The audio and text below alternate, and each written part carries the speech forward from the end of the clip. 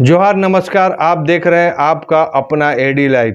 वर्षों से आप लोगों को भी मालूम है कि कार्रवाई चालू जो टाटा मोटर का है झारखंड में, वो भी टाटा घराने का, उसके साथ इतनी नाइंसाफी हुई है, उसी को लेकर हम लोग आज इस प्रेस वार्ता रखते हैं। हमारे साथ ज्ञान सागर जी हैं, जो मजदूर के प्रतिनिधि हैं और टाटा मोटर जमशेदपुर के। आज उनसे ज्ञान सागर जी से बात करते हैं कि अचानक क्या हुआ कि आपको आज प्रेस कॉन्फ्रेंस करने की ज़रूरत है। ज्ञान सागर जी, नमस्कार। नमस्कार। नमस्कार। क्या बात हुआ, बताइए।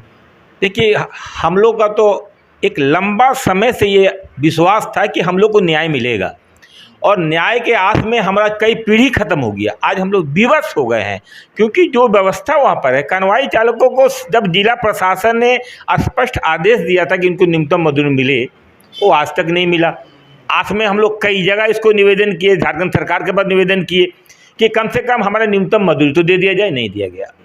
कन्वाई चालकों के नाम पर अवैध ऑल इंडिया कन्वाई वर्कर्स यूनियन, जो गुंडा पार्टी है, उसको जबरदस्ती हमारे सीने पर बैठा के रखा है, जिसको झारखंड सरकार द्वारा निरस्त कर दिया। फिर भी उसने अभी एक एग्रीमेंट कर दिया कि कन्वाई चालकों को 370 रुपया 4 साल तक ही रेट मिलेगा, और कोई अलाउंस नहीं, कोई महंगाई भत्ता नहीं। ये तो पूरी तरह से बंधुआ मजदूरी से भी गया गुजरा जो है ना, ये निर्णय किया लोग। जबकि सरकार द्वारा कन्वाई चालकों को अति कुशल श्रेणी में रखा गया, जिसका रेट 628 रुपया 8 घंटा का है। और कन्वाई चालक जो गाड़ी लेके जाते हैं, 24 घंटा गाड़ी ड्यूटी पर रहते हैं, उनका रेट तो ओवर टाइम भी होते, भत्ता भी होते, कुछ नहीं देना है। ये हमारी व्यवस्था थी कि कम से कम इस बात को आपके माध्यम से सरकार तक तो जाए, ये बात मजदूरों तक जाए, समाज तक जाए, इसलिए प्रेस कॉन्फ्रेंस हुआ।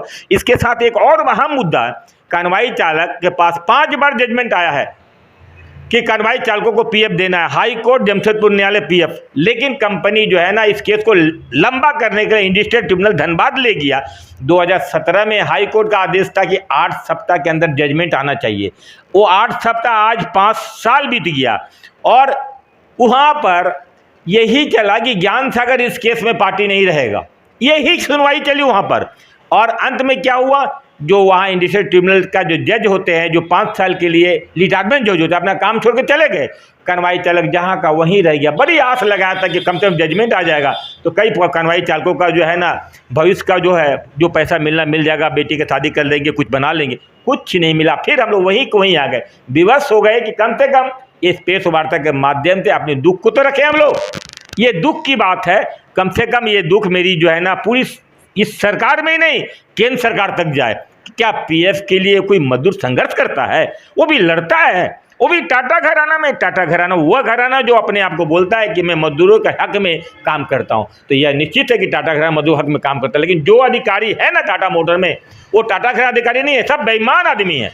और उस बेईमान के खिलाफ मेरा संघर्ष है, जो आप लोगों को लेकर आपके पास आकर मैंने अपना संघर्ष को आगे बढ़ाया है। और हम लोग अब रोड पर उतरेंगे, इसी बातों को लेकर हम लोग आज यहाँ पर प्रेस कॉन्फ्रेंस की है। ज्ञान सागर जी, एक बताइए, एक्सीडेंट होता है, अचानक गाड़ी लेके जा रहे हैं, तो उस समय क्या मिलता है आप लोग को? ये एक बहुत अहम बात आपने कहा।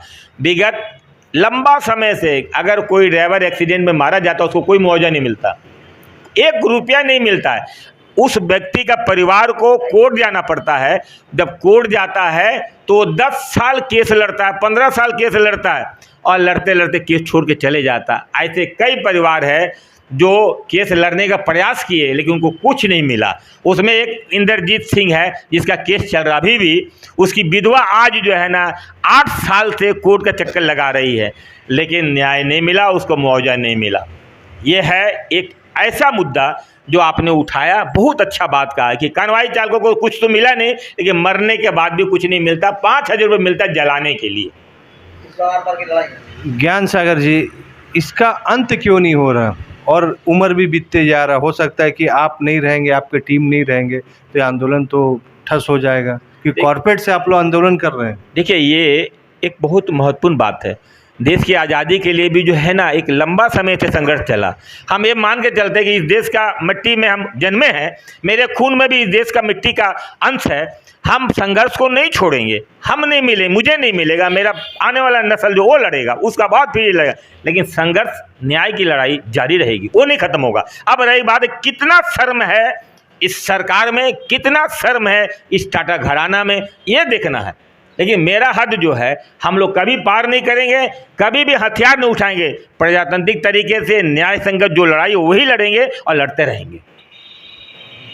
टाटा स्टील जब कोरस को अधिग्रहण कर रही थी, टेक ओवर कर रही थी, तो सबसे पहले वहाँ की यूनियन के साथ मीटिंग होता है कि मेरे जो भी एम्प्लॉई है, जो भी व्यवस्था है, उसको आप छेड़छाड़ नहीं कीजिएगा। और उसके बाद वहाँ के ब्रिटेन के गवर्नमेंट ने भी टाटा स्टील को प्रेशर बनाकर वह नियम कानून के लिए प्रेरित किया। लेकिन भारत में आप देख सकते हैं कि टाटा मोटर के वह एम्प्लॉई जो टाटा मोटर के चेसिस को लेकर पूरे विश्व में पहुंचाते हैं डॉक के माध्यम से, इन लोग चेसिस बाई रोड लेके जाते हैं बॉम्बे, चेन्नई, दिल्ली। लेकिन अगर वह रोड में उनका दुर्घटना से मृत्यु हो जाता है तो कोई उनको मुआवजा नहीं मिलता है, उनके परिवार को सिर्फ 5,000 रुपया दे दिया जाता है लाश जलाने के लिए। यह व्यवस्था है हमारे देश में। ताकतवर चाहेंगे तो कुछ भी हो सकता है, कमज़ोर चाहे रोते रहिए, बिलखते रहिए, मरते रहिए, कोई देखने वाला नहीं। उद्योग को चलाना सरकार को मजबूर कर देता है कॉरपोरेट कि आपको हम जैसे बोलेंगे वैसे ही करना पड़ेगा। चाहे केंद्र सरकार हो, राज्य सरकार हो, चाहे अधिकारी हो, अगर आप कमज़ोर हैं तो आपका कोई बात नहीं सुनेगा। इसका जीता जागर उदाहरण है ज्ञान सागर जी का। वह आंदोलन कभी ख़त्म नहीं हो रहा। एडी लाइव का वीडियो को लाइक कीजिए, चैनल को सब्सक्राइब कीजिए। एडी लाइव की पूरी टीम की ओर से सभी को धन्यवाद। जोहार।